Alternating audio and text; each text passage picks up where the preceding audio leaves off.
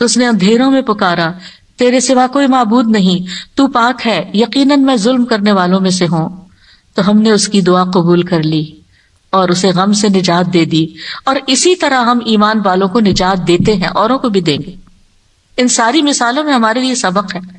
ہمارے حالات کتنے بھی تنگ ہوں، ہم کتنی بھی پریشانی میں ہوں، لیکن پیغمبروں سے زیادہ پریشانی ہم پر نہیں آئی۔ بعض جگہوں پر آتا ہے کہ آدم علیہ السلام 300 سال تک یہ دعا کرتے رہے، روتے رہے کہ مجھ سے غلطی ہوئی ہے۔ بالآخر رب نے ان کو کلمات سکھائے اور پھر دعا انہوں نے مانگی اور ان کی نجات ہوئی۔ بعض اوقات آزمائشیں لمبی ہو جاتی ہیں، لیکن ہمیشہ یقین رکھیے کہ رب سنتا ہے، وہ ضرور سنے گا، وہ کبھی بھی مجھے محروم نہیں کرے گا۔ لم اکم بدعائک رب شقیا، تجھ سے مانگ کر اے رب میں کبھی بھی نامراد نہیں ہوا، تو ضرور سننے والا ہے۔ پھر ایوب علیہ السلام 18 سال تک ایک بیماری میں مبتلا رہے ہیں۔ وَأَيُّوبَ إِذْ نَادَى رَبَّهُ أَنِّي مَسَّنِيَ الضُّرُّ وَأَنْتَ أَرْحَمُ الرَّاحِمِينَ فَاسْتَجَبْنَا لَهُ فَكَشَفْنَا مَا بِهِ مِنْ ضُرٍّ وَآتَيْنَاهُ أَهْلَهُ وَمِثْلَهُمْ مَعَهُمْ رَحْمَةً مِّنْ عِنْدِنَا وَذِكْرَىٰ لِلْعَابِدِينَ۔ اور ایوب جب اس نے اپنے رب کو پکارا کہ بے شک مجھے تکلیف پہنچی ہے اور تو رحم کرنے والوں میں سب سے زیادہ رحم کرنے والا ہے، تو ہم نے اس کی دعا قبول کر لی، بس اسے جو تکلیف تھی دور کر دی، اور اس کے گھر والے اور ان کے ساتھ اتنے ہی اور عطا کر دیے اپنے پاس سے رحمت کے طور پر۔ ان لوگوں کے لیے یاد دہانی ہے یہ جو عبادت کرنے والے ہیں۔ یعنی بعض اوقات انسان سوچتا ہے میں عبادت بھی کرتا ہوں، میں اللہ تعالیٰ کی حرام کردہ چیزوں سے بھی بچتا ہوں، لیکن میں دعا کرتا رہتا ہوں مگر میری دعا نہیں سنی جاتی، معلوم نہیں کیوں۔ اب دیکھیے کس طرح یعقوب علیہ السلام سال ہا سال تک، بعض روایات میں 40 سال اور بعض میں اس سے بھی زیادہ وقت کے لیے وہ بیٹے سے جدا ہوئے تھے، اور مسلسل دعا کرتے رہے، مایوس نہیں ہوئے۔ اللہ تعالیٰ نے بالآخر ان کی دعا سن لی۔ چھوڑنا نہیں، پیچھے نہیں ہٹنا۔ ایوب علیہ السلام نے کہا تھا انی مسنی الضر وانت ارحم الراحمین، اللہ مجھے تکلیف پہنچی ہے اور تو سب سے بڑا رحم کرنے والا ہے، تو سب مہربانوں میں سے بڑھ کر مہربان ہے، تو مہربانی نہیں کرے گا تو اور کون کرے گا۔ تو یہاں انہوں نے اللہ تعالیٰ کی رحمت کی فریاد کی۔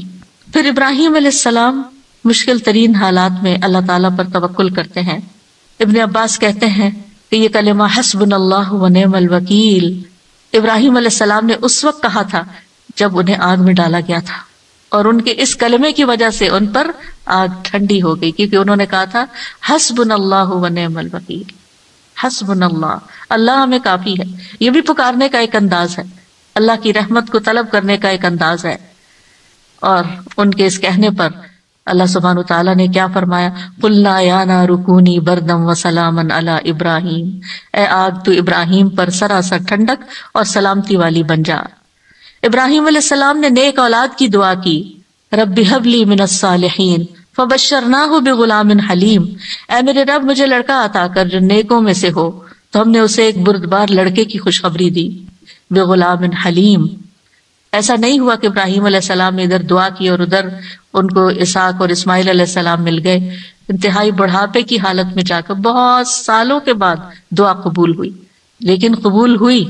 ہمارے لیے اس میں سبق یہ ہے کہ مانگتے رہیں چاہے سال ہا سال گزر جائیں۔ اور پھر وہ کہتے ہیں الحمدللہ الذی وہب لی علی الکبر اسماعیل و اسحاق ان ربی لسمیع الدعاء، سب تعریف اس اللہ کی ہے جس نے مجھے بڑھاپے کے باوجود اسماعیل اور اسحاق عطا کیے، بے شک میرا رب تو بہت دعا سننے والا ہے۔ اللہ سبحانہ تعالیٰ نے انہیں ہدایت یافتہ اولاد عطا کی تھی، یہ ان کے صبر کا نتیجہ تھا۔ ان کی زندگی تو مشکل میں گزری، لیکن اس کا بدلہ اللہ نے ان کو کیا دیا کہ ایسی اولاد دی جو ہمیشہ کے لیے ان کے لیے ناموری کا سبب بنی۔ وَوَهَبْنَا لَهُ إِسْحَاقَ وَيَعْقُوبَ، صرف بیٹا نہیں، بیٹے کے بعد پوتے کی بھی خوشخبری دی۔ کلن ہدینا، ہر ایک کو ہم نے ہدایت دی۔ ونوحن ہدینا من قبل، نوح علیہ السلام کو اس سے پہلے ہم نے گائیڈ کیا۔ ومن ذریتہ داود وسلیمان وایوب ویوسف وموسیٰ وہارون وکذلک نجزی المحسنین، اور اس کی اولاد میں سے داؤد اور سلیمان اور ایوب اور یوسف اور موسیٰ اور ہارون، اور اسی طرح ہم نیکی کرنے والوں کو جزا دیتے ہیں۔ یعقوب علیہ السلام کا حال آپ کے سامنے ہے، انہوں نے اپنے غم اور دکھ کی فریاد لوگوں کے سامنے نہیں کی، لوگوں کو جا کر اپنے دل کا حال نہیں بتایا، کیا کہا انما اشکو بثی وحزنی الی اللہ وأعلم من اللہ ما لا تعلمون۔ یعقوب علیہ السلام نے کہا بے شک میں اپنی بے قراری اور غم کی شکایت صرف اللہ سے کرتا ہوں، اللہ ہی میرے دل کا حال جانتا ہے کہ یہاں کیسی کیسی بے قراری ہے بچے کی جدائی میں، اور میں اللہ کی طرف سے وہ باتیں جانتا ہوں جو تم نہیں جانتے۔ بہت کچھ جاننے کے باوجود انہیں یہ نہیں پتا تھا کہ بیٹا مصر میں ہے، اللہ نے نہیں بتایا۔ وہ کہہ سکتے تھے نا اللہ تعالیٰ مجھے بتا دیں وہ کہاں ہے، آپ تو جانتے ہیں آپ مجھے بھی بتا دیں، لیکن اللہ سبحانہ تعالیٰ نے اس کا بھی ایک وقت رکھا تھا۔ اگر پیغمبروں کے لیے قبولیت کا ایک وقت ہے تو ہمارے لیے بھی دعاؤں کی قبولیت کا ایک وقت ہوتا ہے۔ قبولیت کا مطلب یہ نہیں ہوتا کہ بس منہ سے نکلتے ہی بات آپ کی فرمائش پوری ہو جائے۔ اور پھر آپ دیکھیے کہ کس طرح اللہ تعالیٰ نے ان کی دعا قبول کر لی۔ اور پھر ہم دیکھتے ہیں کہ یوسف علیہ السلام کی مثال، انہوں نے تو اپنے لیے ایک انوکھی ہی دعا مانگی، قال رب السجن احب الی، قید خانے میں جانے کی دعا کی تاکہ ان عورتوں کا قید اور مکر جو ہے وہ ان سے دور ہو جائے۔ فاستجاب له ربه فصرف عنه کیدہن، رب نے اس کی دعا قبول کر لی اور ان عورتوں کا مکر فریب حضرت یوسف سے ہٹا دیا۔ انہ هو السمیع العلیم، بے شک وہ خوب سننے والا خوب جاننے والا ہے۔ پھر موسیٰ علیہ السلام کی دعا، اس طرح وہ مدین پہنچتے ہیں تھکے ہارے، کئی دن کے پیدل سفر کے بعد جا کر ابھی بیٹھتے ہیں تو فوراً دیکھتے ہیں کہ کچھ لڑکیاں اپنا ریوڑ لے کے کھڑی ہیں، پانی نہیں پلا پا رہی، خود تھکے ہوئے ہیں، خود بھوکے بھی ہیں، پیاسے بھی ہیں، زخمی بھی ہیں، کچھ فیوچر کا نہیں پتا، لیکن کیا کرتے ہیں؟ سب سے پہلے اپنے رب کو پکارتے ہیں، رب انی لما انزلت الی من خیر فقیر، اور صرف دعا مانگ کے وہیں درخت کے نیچے بیٹھ نہیں جاتے بلکہ اٹھ کے ان بچیوں کے پاس جاتے ہیں کہ یہ تمہارا کیا معاملہ ہے، اور ان کے سارے ریوڑ کو پانی پلاتے ہیں۔ اور آپ سوچئے کہ ایک شخص جو خود اتنا تھکا وہ اپنے آپ کو وہاں رکھ کے دیکھیے، اگر ہم اتنا لمبا سفر کر کے آئیں اور ہم سے کوئی پانی مانگ بیٹھے، خود تو آفر کرنا دور کی بات کوئی اور مانگ بیٹھے تو شاید ہم جھڑک ہی دیں کہ میں نے بھی تو اتنا ہی سفر کیا نا جتنا تم نے کیا۔ یہیں سے تو ہماری لڑائیاں فساد شروع ہوتے ہیں گھروں میں۔ لیکن نیکی کرنے والے انہم کانوا یسارعون فی الخیرات، نیکی کے کاموں میں بہت جلدی کرتے تھے، سستی نہیں کرتے تھے۔ ضرورت مند کو دیکھا، پہچان لیا، اٹھے، نیکی کی، اور ابھی واپس آ کے بیٹھے ہی تھے کہ اللہ سبحانہ تعالیٰ کی طرف سے ہر چیز کی بشارت آ گئی، اور وہ بچی واپس آئی اور پھر گھر لے کر گئی، کھانے پینے کا بھی انتظام ہو گیا، شادی کا بھی انتظام ہو گیا، ٹھکانے کا بھی انتظام ہو گیا، اور اچھی صالح نیک کمپنی کا بھی۔ جب آپ کسی اجنبی ملک میں جاتے ہیں تو آپ کو نہیں پتا ہوتا کہ آپ کو کیسے دوست ملیں گے، آپ کے نیبرز کون سے ہوں گے، آپ کا تعلق کن لوگوں سے ہوگا، لیکن یہ اللہ کی کتنی بڑی رحمت تھی کہ اللہ تعالیٰ نے انہیں ایک نیک صالح انسان کے ساتھ جوڑ دیا کہ اس کی بیٹی کی شادی حضرت موسیٰ علیہ السلام سے ہو گئی اور ان کے درمیان ایک رشتہ قائم ہو گیا۔ یہ بھی سراسر اللہ کی رحمت تھی۔ اللہ تعالیٰ نے ان کی دعا قبول کی۔ موسیٰ علیہ السلام نے ہر مشکل مرحلے میں اللہ تعالیٰ کو ہی پکارا۔ فرعون کے دربار میں جانے لگتے ہیں تو کیا پڑھتے ہیں؟ رب اشرح لی صدری ویسر لی امری واحلل عقدۃ من لسانی یفقہوا قولی واجعل لی وزیرا من اہلی ہارون اخی۔ رب اشرح لی کے علاوہ کہ جو کام کرنے جا رہا ہوں یا اللہ اس کے لیے میرا دل کھول دے، میرا کام آسان کر دے، میری زبان کی گرہ کھول دے، یعنی میرے بولنے میں سلاست ہو جائے، اور اس طرح کی کمیونیکیشن ہو کہ لوگ میری بات سمجھ جائیں، ان کو میری بات سمجھ آ جائے تاکہ وہ مقصد پورا ہو جائے، اور میرے گھر والوں میں سے ایک میرا مددگار بنا دے۔ اللہ تعالیٰ نے ہارون علیہ السلام کو نبی بنا کر ان کا مددگار بنا دیا۔ زکریا علیہ السلام کی مثال، مایوس نہیں ہے، سال ہر سال تک اولاد کی دعا کرتے، انتہائی بڑھاپے میں بھی۔ وَزَكَرِيَّا إِذْ نَادَىٰ رَبَّهُ رَبِّ لَا تَذَرْنِي فَرْدًا وَأَنْتَ خَيْرُ الْوَارِثِينَ، اور زکریا کو جب اس نے اپنے رب کو پکارا، اے میرے رب مجھے اکیلا نہ چھوڑ، اور تو سب وارثوں سے بہتر ہے، تو ہم نے اس کی دعا قبول کر لی۔ فاستجبنا له ووهبنا له يحيى، اور ہم نے اس کو یحییٰ عطا کیا۔ واصلحنا له زوجه، اور اس کی بیوی کو اس کے لیے درست کر دیا۔ یعنی بعض اوقات ہم سوچتے ہیں کہ انفرٹیلٹی کا پرابلم ہے، بچہ ہو ہی نہیں سکتا، اللہ تعالیٰ سب کچھ کر سکتا ہے، اللہ تعالیٰ وہ بھی ٹھیک کر سکتا ہے، کیونکہ ان اللہ علی کل شیء قدیر، اللہ تعالیٰ ہر چیز پر قدرت رکھتا ہے۔ اس لیے مایوسی کس بات کی؟ اللہ کے بندے کبھی بھی مایوس نہیں ہوتے، ہاں مانگنے سے کبھی نہیں تھکتے، مانگتے رہتے ہیں کہ اللہ تعالیٰ سبب کے ساتھ بھی دیتا ہے اور بغیر سبب کے بھی دیتا ہے، اس کے لیے کیا مشکل ہے۔ پھر نبی صلی اللہ علیہ وسلم کس طرح دعا کرتے ہیں، اذ تستغیثون ربکم فاستجاب لکم انی ممدکم بألف من الملائکۃ مردفین. جب تم اپنے رب سے مدد مانگ رہے تھے تو اس نے تمہاری دعا قبول کر لی کہ بے شک میں 1000 فرشتوں کے ساتھ تمہاری مدد کرنے والا ہوں جو ایک دوسرے کے پیچھے آنے والے ہیں. کس طرح نبی صلی اللہ علیہ وسلم بدر کے میدان میں فریادیں کر رہے تھے، اپنے رب کو پکار رہے تھے. دیر اینڈ دن خوشخبری آ گئی کہ فرشتوں سے مدد کی جائے گی. انبیاء علیہ السلام کے علاوہ ہم دیکھتے ہیں کہ دیگر افراد بھی جنہوں نے اللہ تعالیٰ سے دعا کی، اللہ سبحانہ وتعالیٰ نے ان کی دعا سن لی. سورۃ المؤمن میں جو مرد مومن ہے، جو فرعون کے دربار میں سے ہی ایک شخص اٹھتا ہے اور پھر وہ لوگوں کو نصیحت کرتا ہے اور کیا کہتا ہے، فَسَتَذْكُرُونَ مَا أَقُولُ لَكُمْ وَأُفَوِّضُ أَمْرِي إِلَى اللَّهِ إِنَّ اللَّهَ بَصِيرٌ بِالْعِبَادِ. فرعون کے دربار میں ایک شخص کا اٹھ کر لوگوں کو سمجھانا، فرعون کو سمجھانا، خوب خوب نصیحتیں کرنا، کھلم کھلا موسیٰ علیہ السلام پر ایمان لانا، یہ بہت بڑی بغاوت تھی اور بہت بڑا نقصان ہو سکتا تھا. لیکن اس مرد مومن نے کیا کہا، افوض امری الی اللہ، میں اپنا معاملہ اللہ کے سپرد کرتا ہوں. کیا ہوا پھر، فوقاہ اللہ سیئات ما مکروا وحاق بآل فرعون سوء العذاب. اللہ نے اسے ان کی بری چالوں سے بچا لیا، جو انہوں نے تدبیریں کی تھی ان سے نجات دی، اور آل فرعون کو برے عذاب نے گھیر لیا. اللہ نے اپنے بندے کو بچا لیا اور پوری قوم کو ڈبو دیا. پھر اسی طرح کچھ واقعات احادیث میں آتے ہیں، جیسے غار والوں کا قصہ ہے، کس طرح اللہ سبحانہ وتعالیٰ نے ان کی دعائیں سنی اور صرف دعاؤں کے نتیجے میں غار کے دروازے سے پتھر ہٹ گیا اور وہ باہر نکل آئے. پھر اسی طرح ایک اور بچے کا واقعہ ملتا ہے جسے بادشاہ نے جادوگر کے پاس جادو سیکھنے کے لیے بھیجا، تو اس نے جادو سیکھنے کی بجائے الٹا اللہ تعالیٰ کی پہچان کا علم کسی سے حاصل کر لیا راستے میں. جب بادشاہ کو پتا چلا تو بہت ناراض ہوا اور غصے میں آ کر اس نے کہا کہ اس بچے کو فلاں پہاڑ پہ لے جاؤ اور اسے پہاڑ کی چوٹی سے گرا دو تاکہ یہ ہلاک ہو جائے، اور اگر یہ اپنے دین سے پھر جائے تو اسے چھوڑ دینا، انکار کرے تو نیچے پھینک دینا. بادشاہ کے جو ساتھی تھے وہ لڑکے کو پہاڑ کی چوٹی پر لے گئے. اس لڑکے نے ایک دعا مانگی، اللہم اکفنیہم بما شئت، اللہم اکفنیہم بما شئت، اے اللہ جس طرح تو چاہے تو مجھے ان کے مقابلے میں کافی ہو جا، ان کے مقابلے میں تو میرا ساتھ دے. تو کہتے ہیں پہاڑ پر ایسا زلزلہ آیا کہ جس سے اس کے سارے ساتھی جو لے کے گئے تھے وہ سارے گر گئے، وہ سب الٹے گرے اور وہ لڑکا چلتا ہوا بادشاہ کی طرف دوبارہ آ گیا. بادشاہ نے اس لڑکے سے پوچھا تیرے ساتھیوں کا کیا ہوا؟ لڑکے نے کہا اللہ مجھے ان سے کافی ہو گیا.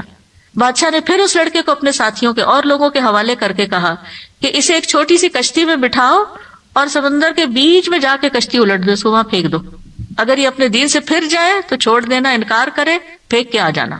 بادشاہ کے ساتھی اس لڑکے کو لے کر گئے تو لڑکے نے پھر یہی دعا کی، اللہم اکفنیہم بما شئت، اے اللہ تو جس طرح چاہے مجھے ان سے کافی ہو جا. پھر وہ کشتی بادشاہ کے ساتھیوں سمیت الٹ گئی، سب غرق ہو گئے اور وہ لڑکا چلتا ہوا واپس بادشاہ کے پاس آ گیا. بادشاہ نے اس لڑکے سے کہا تیرے ساتھیوں کا کیا ہوا؟ کہنے لگا اللہ مجھے ان کے مقابلے کے لیے کافی ہو گیا. اور واقعی اللہ ہی کافی ہوتا ہے دشمن سے نمٹنے کے لیے. انسان کے اپنے پاس زور نہیں ہوتا، طاقت نہیں ہوتی، ہم کمزور ہوتے ہیں، لیکن اگر اللہ کی مدد آ جائے تو انسان ہر طرح کی مشکلات پہ قابو پا سکتا ہے.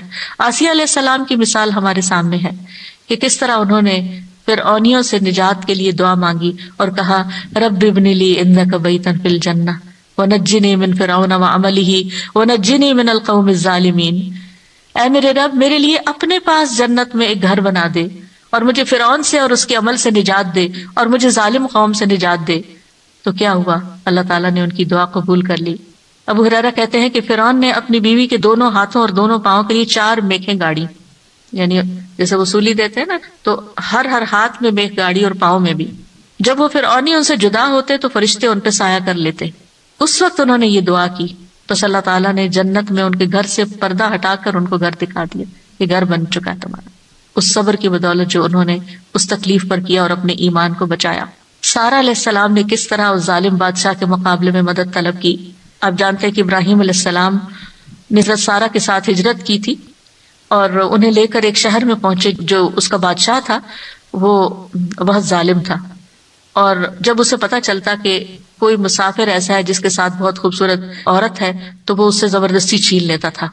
اسے پتا چلا کہ ابراہیم علیہ السلام اپنے ساتھ ایک ایسی عورت کو لائے ہیں جو عورتوں میں سب سے زیادہ خوبصورت ہے، تو انہوں نے ابراہیم علیہ السلام کو پیغام بھیجا کہ یہ تمہارے ساتھ کون ہے؟ تو انہوں نے کہا کہ یہ میری بہن ہے۔ پھر سارا کے پاس گئے تو انہوں نے کہا میری بات کو جھٹلانا نہیں، کیونکہ میں نے ان کو بتایا کہ تم میری بہن ہو، اللہ کی قسم اس سرزمین میں میرے اور تمہارے علاوہ دوسرا کوئی مومن نہیں، یعنی ہم ایمان میں بہن بھائی ہیں۔ تو انہوں نے پھر سارا کو ظالم کے پاس بھیج دیا۔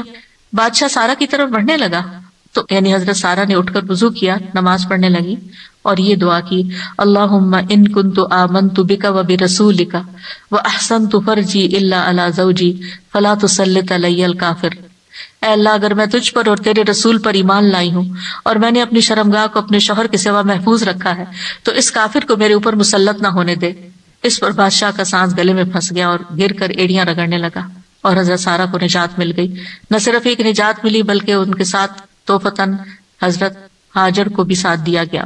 خولہ بنت ثعلبہ کی مثال قرآن میں آپ کے سامنے ہے کہ کس طرح ان کے شوہر نے ان سے زہار کیا تو وہ پریشان ہو گئی اور نبی صلی اللہ علیہ وسلم کے پاس آئیں اور تکرار کرنے لگی کہ میرے مسئلے کا کوئی حل بتایا جائے۔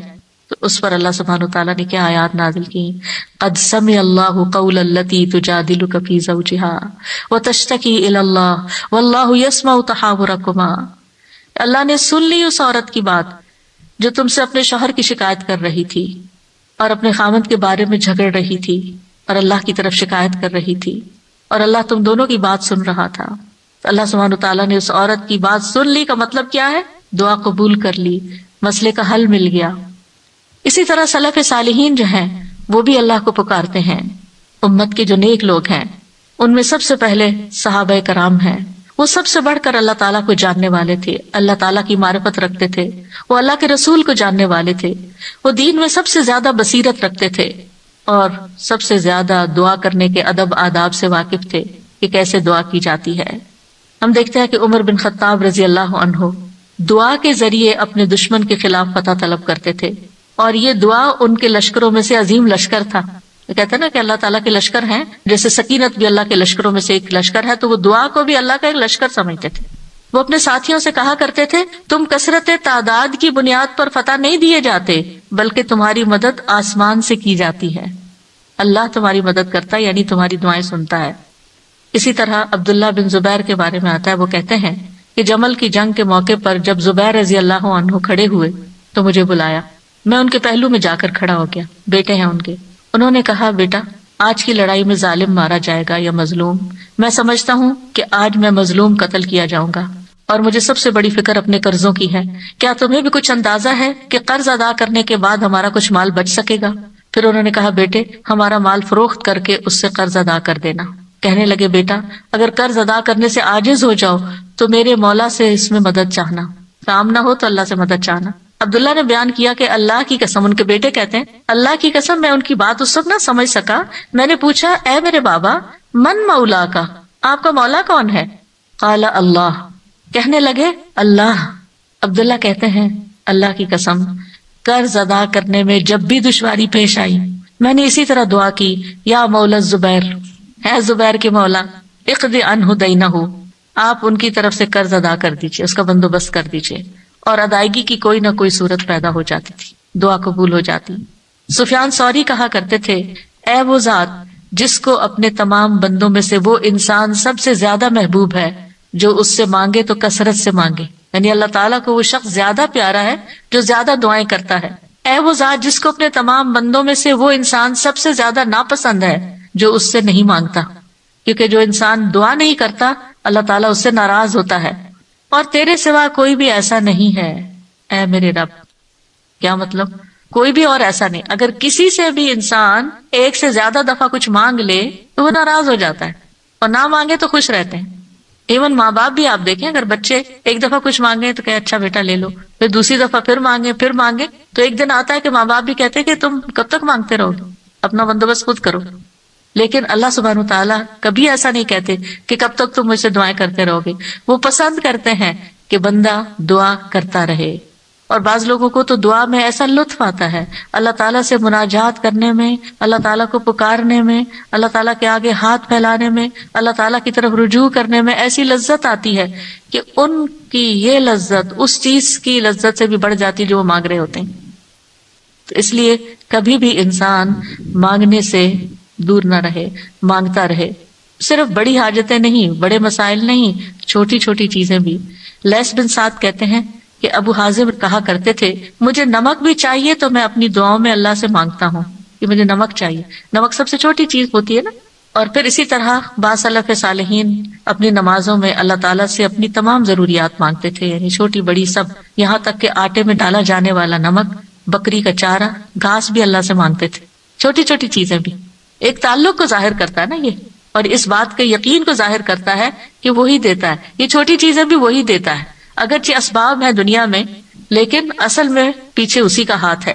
حضرت عائشہ کہا کرتی تھی سب کچھ اللہ سے مانگو، یہاں تک کہ جوتے کا تسمہ بھی اللہ سے مانگو، کیونکہ اگر اللہ میسر نہ کرے تو وہ کبھی میسر نہ ہو. اللہ نہ دے تو کبھی نہیں ملتا، چاہے چھوٹی سی چیز ہی کیوں نہ ہو. یاد رکھیے دعا کی قبولیت کے کچھ درجات ہیں، یعنی ہم سب مانگتے ہیں، پیغمبروں نے مانگا، ابھی تک ہم نے دیکھا کہ سب مانگ رہے ہیں اور دعائیں قبول بھی ہو رہی ہیں. تو اس کے کچھ درجات ہیں، لیولز ہیں. رسول اللہ صلی اللہ علیہ وسلم نے فرمایا اگر کوئی شخص اللہ سے دعا کرتا ہے تو اس کی دعا ضرور قبول ہوتی ہے، اس کی دعا ضرور قبول ہو جاتی ہے، خواہ دنیا میں اسے وہ چیز دے دی جائے، یعنی جو مانگ رہا ہے وہ یہیں مل جائے، یا اس کے لیے آخرت میں ذخیرہ بنا دیا جائے، یا پھر اس دعا کے بقدر اس کے گناہوں کا کفارہ ادا ہو جاتا ہے، بشرطے کہ اس کی دعا کسی گناہ یا قطع رحمی کے لیے نہ ہو اور وہ جلدی نہ کرے. تو 3 چیزیں ہو گئی، یا وہی چیز مل گئی جو مانگی، یا پھر آخرت کے لیے جمع ہو گئی کہ وہاں بدلہ ملے گا، یا پھر دنیا میں کیے جانے والے گناہوں کا کفارہ ہو گیا. بعض اوقات انسان اللہ کی نافرمانی کی کچھ کام کر رہا ہوتا ہے، مثلا نماز کے لیے صبح وقت پہ نہ اٹھنا. کچھ لوگ روٹین میں ریگولرلی دیر سے فجر پڑھتے ہیں، رات کو دیر سے سوتے ہیں، صبح دیر سے اٹھتے ہیں. اگر ان کو سمجھایا جائے تو وہ کہتے ہیں ہم پڑھ تو لیتے ہیں نا، جب اٹھتے ہیں پڑھ لیتے ہیں. بھئی کبھی کبھار تو ایسا ہو جائے، لیکن روز کا یہ اگر کام ہو جائے تو یہ کوئی معمولی چیز ہے؟ یہ اللہ کی نافرمانی ہے. اور ایسی اور بھی چیزیں ہو سکتی ہیں زندگی میں جو ہم اللہ کے حکم کی نافرمانی کر رہے ہوتے ہیں. آپ کو یاد ہوگا کہ جب میں نے رمضان کا لیکچر دیا تو اس میں سب سے پہلے یا ایھا الذین آمنوا پہ بات ہوئی تھی. یا ایھا الذین آمنوا، اے لوگو جو ایمان لائے، تم پہ روزے فرض کر دی، یعنی روزے رکھو. اور کتنے ہی اللہ تعالیٰ کے احکامات ایسے ہیں جو اللہ تعالیٰ مومنوں سے ان کو فلفل کرنے کے لیے کہتا ہے، لیکن کیا ہم وہ سارے فلفل کر رہے ہیں؟ اگر ہماری کوئی بات نہ مانے تو ہم کتنے ناراض ہوتے ہیں. کوئی بچہ ہماری بات نہ سنے، مثلا شور کر رہا ہے، ہم کہتے چپ ہو جاؤ، نہیں چپ ہوتا. پھر آپ کہتے دیکھو چپ ہو جاؤ، شور نہیں کرو. دیکھو بھائی کو نہیں مارو، 1 دفعہ 2 دفعہ 3 دفعہ، پھر اٹھ کے کیا کرتے ہیں؟ پھر لگانی پڑتی ہے نا. کیوں لگانی پڑتی ہے؟ تاکہ فساد ختم ہو، لڑائی ختم ہو. ویسے نہیں وہ مان رہا، ہمارا بھی یہی حال ہے. اللہ تعالیٰ ہمیں ڈھیل دیے رکھتے ہیں، یہ غلط کام نہیں کرو نہیں کرو نہیں کرو، مختلف چانسز ملتے رہتے ہیں، نہیں چھوڑتے. پھر اللہ تعالیٰ کسی مشکل میں ڈال دیتے ہیں، اب بندے بنو گے تم، اب آؤ گے میری طرف. پھر بندہ اللہ کی طرف رجوع کرتا ہے، پھر توبہ کرتا ہے، پھر معافیاں مانگتا ہے، پھر دعائیں کرتا ہے، پھر اللہ سبحانہ وتعالیٰ اس کی دعا سن لیتا ہے اور اس کے پچھلے گناہ معاف ہو چکے ہوتے ہیں. جب تک دعائیں کرتا رہتا ہے، وہ عبادت کی حالت میں ہوتا ہے نا، تو اس عبادت سے ان الحسنات یذھبن السیئات، گناہ جب معاف ہو جاتے ہیں، بندہ نکھر کے ٹھیک ہو جاتا ہے، پھر اس کی دنیا کی مشکل آسان ہو جاتی ہے اور آخرت میں بھی اس کی صفائی ہو چکی ہوتی ہے، گناہ کم ہو چکے ہوتے ہیں. ہمیں سمجھ نہیں آ رہی ہوتی کہ یہ ہمارے ساتھ کیا ہو رہا ہے، ہماری دعا کیوں نہیں قبول ہو رہی، لیکن وہ قبول ہو رہی ہوتی ہے. وہ کہیں اور کام کر رہی ہے، وہ کسی اور طریقے سے قبول ہو رہی ہے، وہ گناہوں کی معافی کا ذریعہ بن رہی ہے. اسی لیے دعا کا ایک طریقہ کیا ہے؟ صرف استغفار کرنا. جیسے نوح علیہ السلام نے کہا تھا فَقُلْتُ اسْتَغْفِرُوا رَبَّكُمْ إِنَّهُ كَانَ غَفَّارًا يُرْسِلِ السَّمَاءَ عَلَيْكُمْ مِدْرَارًا. قحط سالی ہو گئی، بارشیں رک گئی، استغفار کرو، بارشیں برسنے لگیں گی. تمہارے گناہوں کی وجہ سے رکی تھی، توبہ کر لو، پھر حالات اچھے ہو جائیں گے. سارے مل کے توبہ کرو، پوری قوم توبہ کرے. اسی لیے وہ صلاۃ الاستسقاء پڑھی جاتی ہے، سب مل کے دعا کرتے ہیں اللہ تعالیٰ سے. تو نبی صلی اللہ علیہ وسلم نے فرمایا بشرطے کہ اس کی دعا کسی گناہ یا قطع رحمی کے لیے نہ ہو اور وہ جلدی نہ کرے. صحابہ نے عرض کیا یا رسول اللہ جلدی سے کیا مراد ہے؟ آپ نے فرمایا یہ کہے کہ میں نے اللہ سے دعا کی لیکن اس نے قبول نہیں کی. یہ نہ کہے کبھی. بعض اوقات کوئی شخص اپنا مسئلہ بتاتا ہے نا اور اس کو حل یہ بتایا جاتا ہے دعا کرو، تو کہتے ہیں دعا تو بہت کی ہے بھائی، پھر اور کیا کرنا ہے؟ پھر بھی دعا ہی کرنی ہے، ابھی اور بھی کرنی ہے، ابھی کاؤنٹ پورا نہیں ہوا، ابھی ٹائم پورا نہیں ہوا. جب تک وہ ٹائم نہیں آتا تمہیں مانگتے چلے جانا ہے.